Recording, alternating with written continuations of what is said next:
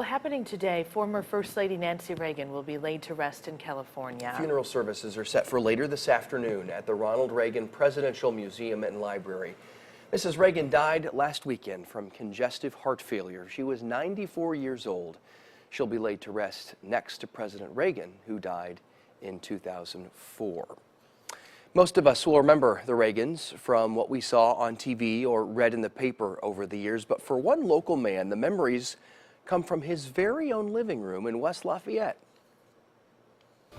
What a time, huh? Oh yeah, we had a great time. Roy Meeks remembers it like it was yesterday. We greet him at the door. It was 1980. Ronald Reagan was running for president, and Meeks wanted to help. It was a fundraiser, and so I had 25 of my friends, couples, and some, the bigger Republican donators at the house. Reagan was already making a campaign stop in Lafayette, but Meeks says getting a presidential candidate to his home was no easy task. It took days of advance work, some convincing, and hours of security checks. The house is surrounded by Secret Service personnel, very high security, and hiding in the bushes all around. His code name was Rawhide, and so I'd hear the guys on their, their walkie-talkies.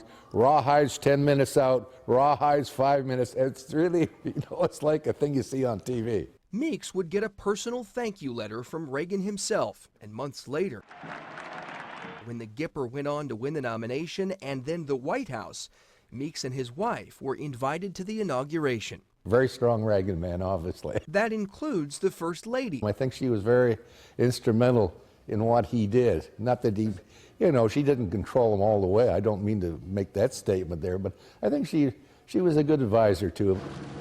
Now, as Nancy Reagan is laid to rest next to her husband, Meeks is looking back on a chapter in history, one he was fortunate to see a small piece of in person. It's the end of an era that I knew. It was very, very sad. But in an admiring sort of way, though, too. I admire both of them very, very much.